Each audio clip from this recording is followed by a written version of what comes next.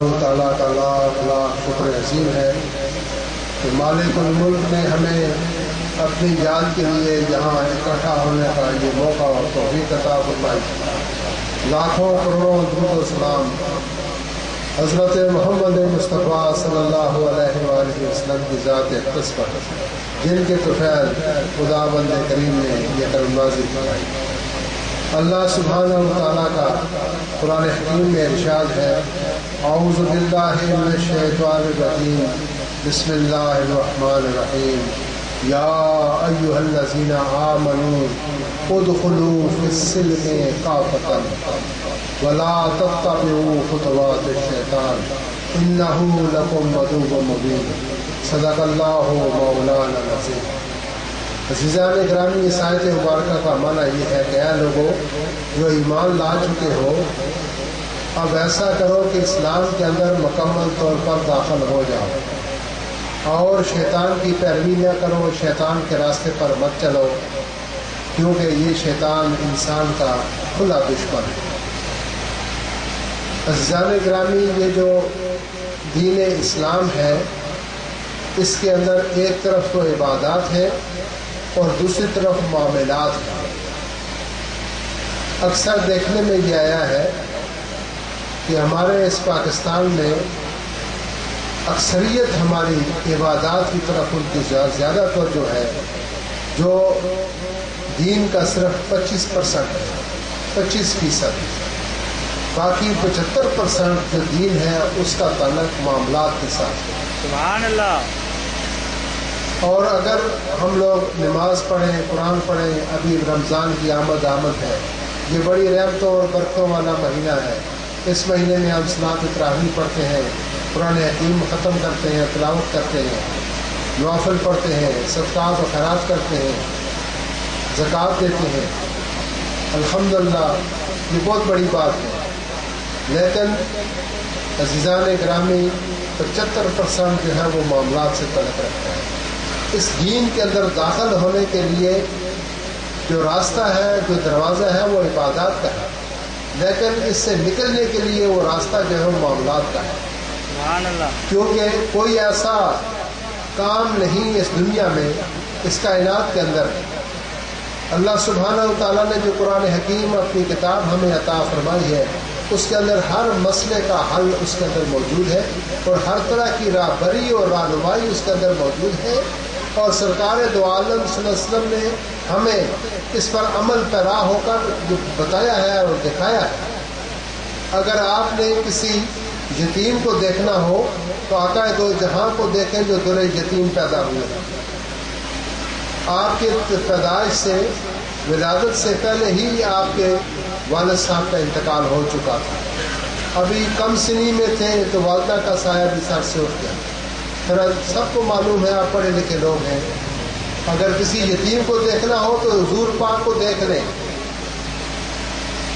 اگر کسی مہاجر کو دیکھنا ہو تو حضور پاک کی ہجرت کا واقعہ یاد کریں، جب آپ اللہ کا گھر چھوڑ کے اپنا قوم قبیلہ اس دین کی خاطر ہجرت کر کے مدینہ تشریف لے جا رہے ہیں، آپ سب سے پہلے مہاجر ہیں اس دنیا کے اندر۔ سبحان اللہ۔ اگر کسی تاجر کو دیکھنا ہو تو آقا دو جہاں کو دیکھیں جو خدیجۃ الکبریٰ کا سامان تجارت دے کر ملک شام کی طرف گئے۔ سبحان اللہ۔ اگر کسی جرنیل کو دیکھنا ہو تو آقا کی وہ صف بندیاں جو انہوں نے احد میں اور بدر میں کی، اس کو دیکھ لیں۔ سبحان اللہ۔ اگر کسی شہید کو دیکھنا ہو تو آپ کا احد میں جو تیرے دندان مبارک شہید ہوتا ہے اس کو دیکھ لیں۔ اگر آپ نے کسی مزدور کو دیکھنا ہو تو آقا کو خندق کے اندر دیکھ لیں کہ دوسرے صحابہ اکرام کے ساتھ شانہ بشانہ کدال چلا رہے ہیں، گینتی چلا رہے ہیں اور وہاں سے اس کی کھدائی کر رہے ہیں۔ اگر کسی بھوکے کو دیکھنا ہو تو حضور کو دیکھ لیں۔ تو اسی خندق کے موقع پر ایک صحابی آیا، اس نے کہا کہ یا رسول اللہ میں 2 دن سے بھوکا ہوں۔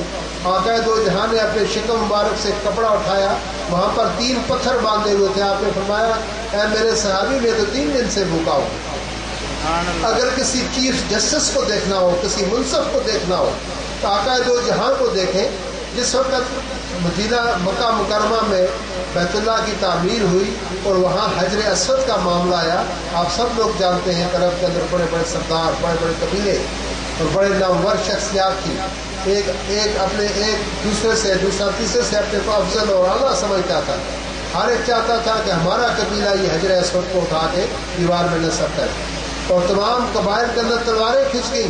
انہوں نے کہا محمد مصطفیٰ جو فیصلہ کریں گے وہ ہمیں منظور ہوگا.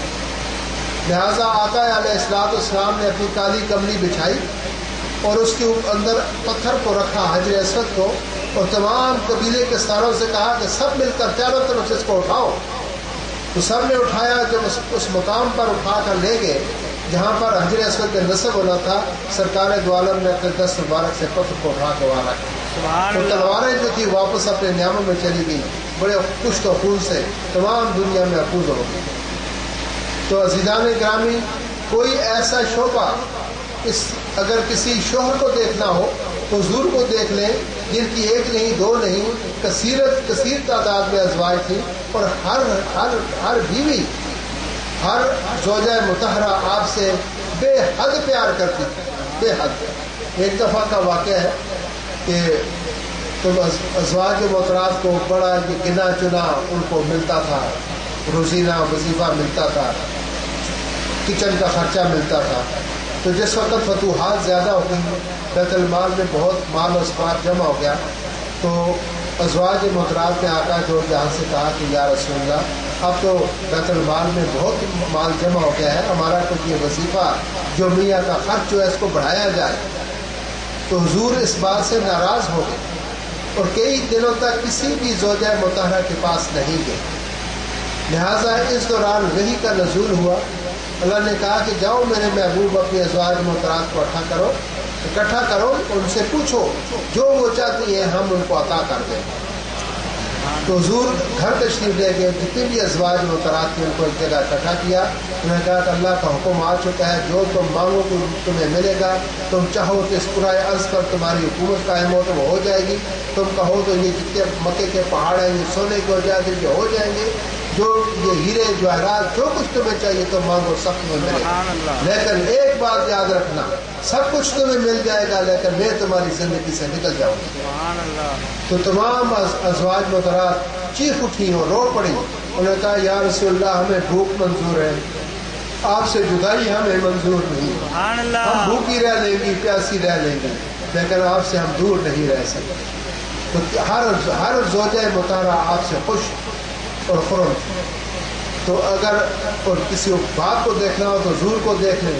آپ کی اولاد میں فاطمہ الزہرا, آپ کی جو بیٹیاں رقیہ زکیہ جو عثمان غنی کے گھر میں تھیں, آپ کے بیٹے طیب طاہر قاسم ابراہیم, آپ کے ایک والد بھی گزرے ہیں, سسر بھی گزرے ہیں, داماد بھی گزرے ہیں. کوئی ایسا شعبہ نہیں ہے زندگی کا جس کو حضور پاک نے ایک نمونہ بن کر آپ کو دکھانا دیا ہو.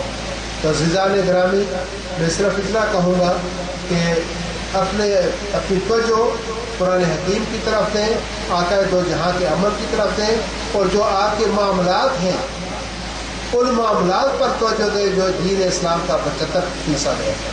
جب تک ہمارے معاملات نہ درست ہوں, ہمارے نہ گھروں سے بیماریاں جا سکتی ہیں, نہ ہماری ذہنی روحانی قلبی جسمانی پریشانیاں جا سکتی ہیں, اور نہ ہمیں امن و سکون نصیب ہو سکتا ہے جب تک ہم ان جو 75% اس کے اوپر معاملات جو ہے. ہمارے گھر میں ضعیف والدین ہیں, ہمیں چاہیے کہ ہم ان کی عزت کریں, ان کا احترام کریں, ان کی تابعداری فرمانبرداری کریں, اور ہمیں یہ معلوم ہونا چاہیے کہ باپ کا مقام کیا ہے اور ماں کا مقام کیا ہے. اللہ نے حضور پاک نے فرمایا کہ ماں کے قدموں کے نیچے جنت ہے. اگر وہ ان پڑھ ہو, انگوٹھا چھاپ ہو, گوبر سر پہ اٹھاتی ہو, لکیاں کاٹتی ہو, ان پڑھ ہو, لیکن آپ کے لیے تو اس کے پاؤں کے نیچے جنت ہے, آپ کے لیے تو قابل احترام ہے. اگر باپ ہے وہ کیسا بھی ہو, آپ چیف جسٹس آف پاکستان ہی کیوں نہ ہو, لیکن اللہ نے حضور نے کہہ دیا ہے کہ تمہارے باپ کی رضا میں خدا کی رضا ہے. جس بات سے باپ منع کرے اسے رک جاؤ, جس کا حکم دے آپ نہ بھی چاہتے ہو تو اس کام کو کر گزرے, سوائے شرک کے آپ اپنے باپ کی ہر بات کو مانیں. اگر وہ شرک کا کہے تو پھر نہیں مانیں, لیکن اپنے والد کی ہر بات کو مانیں. یہ آپ کے لیے بہت عظیم اللہ تعالیٰ کی طرف سے گفٹ ہے, تحفہ ہے, اس کی قدر کریں اپنے والدین. والد تھا تو آپ ہوئے, والد نہ تو آپ کہاں سے ہوتے. آج اگر جو آپ پڑھے ہیں دیکھے ہیں ایک 6 فٹ کے بڑے خوبصورت نوجوان ہے، یا کیسے یہاں تک اس مقام تک پہنچے، اس کو پہنچانے والا آپ کا باپ تھا جو خود بھوکا رہا، آپ کو کھلایا، خود نہیں پہنا آپ کو پہنایا، آپ کی اپنی ضرورتوں کو بالائے طاق رکھ دیا، آپ کی ضرورتوں کو پورا کیا۔ ہم نے تو ایسے بھی والدین دیکھے جنہوں نے دوائی نہیں لی، خود دوائی نہیں لی، بیماری کو محسوس اس کو سفر کرتے رہے بیماری سے، اور بچوں کی فیس اور کتابیں پوری کر دی۔ جس والدین نے اپنا خون پسینہ دے کر آپ کو اس مقام تک پہنچایا، آج آپ کا فرض ہے کہ آپ اس کے قدموں کو چومیں، اس کی خدمت کریں اور اس کی تابعداری پر فرمانبرداری کریں۔ وہ ماں ایک دفعہ